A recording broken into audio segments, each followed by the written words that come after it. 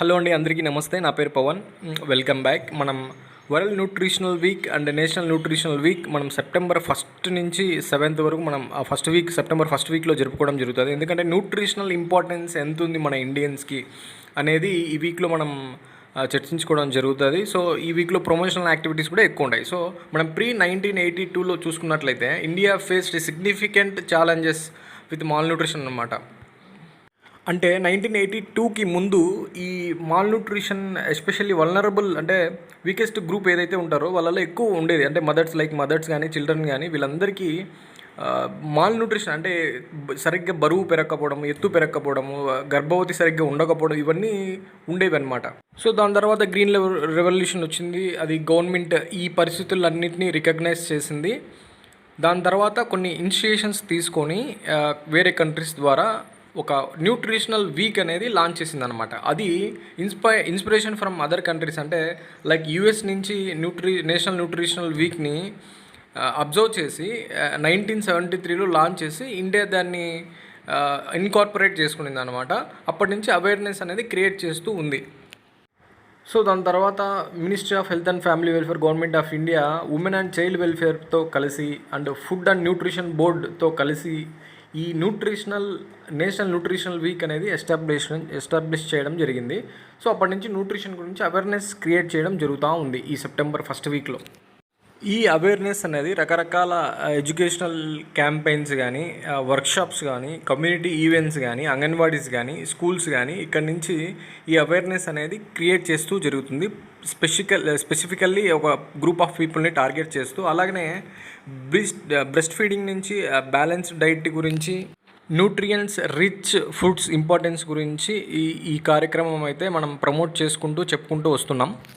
అలాగనే మనం themes and ప్రియారిటీస్ని తీసుకుంటే అడాప్టింగ్ టు చేంజింగ్ నీడ్స్, అంటే చేంజింగ్ నీడ్స్ని బట్టి, లైఫ్ స్టైల్ హ్యాబిట్స్ని బట్టి మనం ఈ ఫుడ్ హ్యాబిట్స్ అనేది అడాప్ట్ చేసుకోవాలి. అదేవిధంగా సెలబ్రేటింగ్ ఇండియాస్ డైవర్సిటీ, అంటే India's diversity is nothing but ఒక్కొక్క క్లైమేట్లో ఒక్కొక్కలాగా ఉంటుంది కాబట్టి సీజనల్ బట్టి లోకల్ అండ్ సీజనల్ ప్రొడ్యూస్, అంటే ఆ సీజన్ని బట్టి మనం న్యూట్రిషనల్ వాల్యూస్ని తీసుకోవాలి.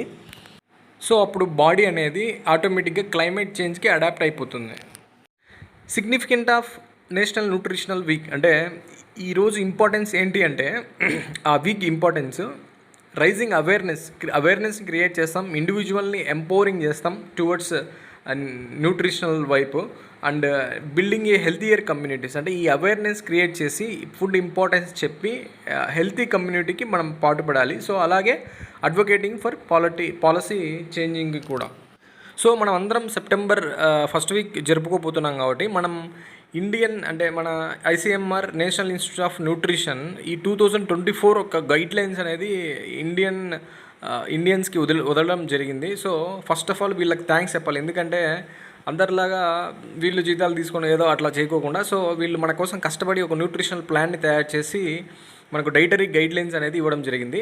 సో దీంట్లో చాలా వెరైటీ ఆఫ్ టైప్ ఉంటాయి. అంటే బ్యాలెన్స్డ్ డైట్ గురించి, ANC ప్రెగ్నెన్సీలో ఎట్లా ఉండాలి, లాక్టేషన్లో ఎలా ఉండాలి, వీనింగ్ ఫుడ్ ఏమి ఇవ్వాలి, ఎంత ఇవ్వాలి, సో వెజిటేబుల్స్ గురించి, లెగ్యూమ్స్ గురించి, సీరియల్స్ గురించి, పల్సెస్ గురించి, ప్రోటీన్స్ గురించి, ఆ ఫిజికల్ చేసేవాళ్ళు అంటే ఫిజికల్లీ యాక్టివ్గా ఉండే పర్సన్స్కి ఎటువంటి ఫుడ్ ఇవ్వాలి, సాల్ట్ రెస్ట్రిక్షన్ ఇంటేక్ గురించి, సో ఇలాంటివన్నీ చాప్టర్, వాటర్ గురించి, ఏ పాత్రలు వాడాలి, వంట పాత్రలు అనేది కూడా ఈ బుక్లో ఖచ్చితంగా ఈ గైడ్లైన్స్లో ఉంది. సో మనం అందరం చదివి మన కమ్యూనిటీకి ఖచ్చితంగా ఇది ఉపయోగపడుతుందని నేను ఆశిస్తున్నాను.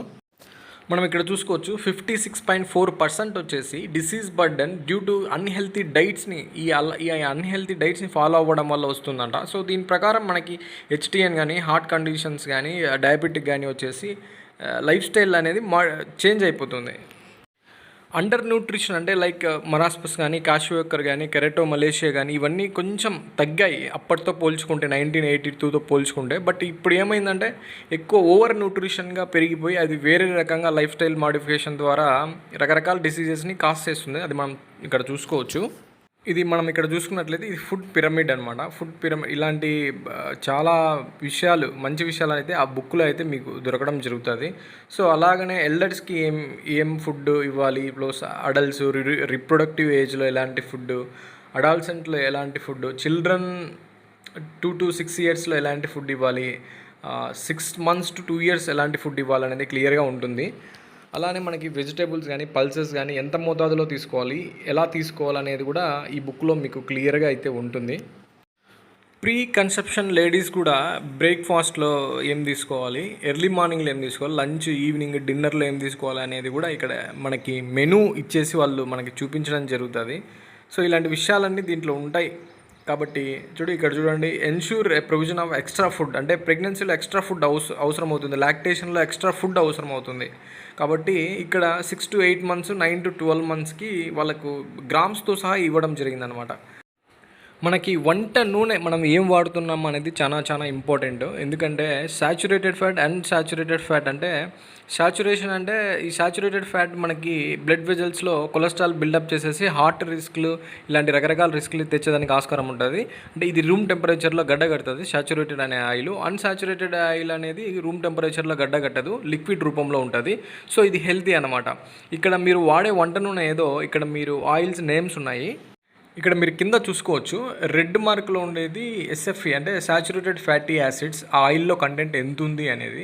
And MUFA mono saturated fatty acids ఎంత కంటెంట్ ఉంది. And poly saturated fatty acids ఎంత ఉందని చూసుకోవచ్చు. మనం మోనో పర్లేదు, పాలీ సాచురేటెడ్ కూడా పర్లేదు. సో మీరు పాలీ సాచురేటెడ్ తీసుకుంటే రిస్క్ కొంచెం తక్కువగా ఉంటుంది. కాబట్టి మీరు చూసుకోండి ఏ వంట నూనె వాడుతున్నారో.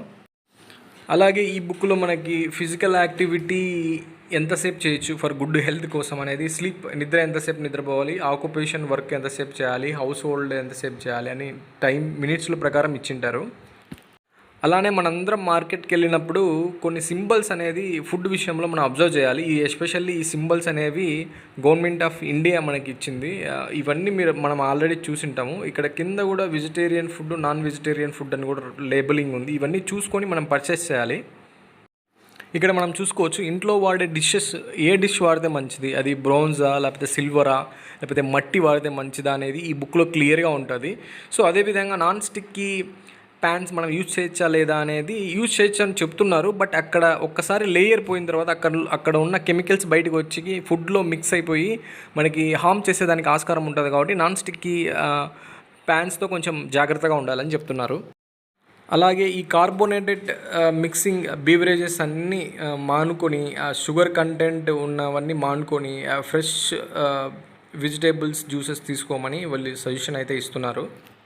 సో డెఫినెట్గా మనం అందరం ఈ ICMR 2024 న్యూట్రిషనల్ గైడ్లైన్స్ డెఫినెట్గా ఒకసారి తిప్పేసేయాలి. ఎందుకంటే మనకు ఇంపార్టెంటే, కమ్యూనిటీకి ఇంపార్టెంటే ఎడ్యుకేషన్ చేయడానికి ఏ ఫుడ్లో ఏముంటుందని. ఏఎన్సీలు కానీ అడల్ట్స్ కానీ అన్ని డీటెయిల్స్ దీంట్లో ఉంటాయి.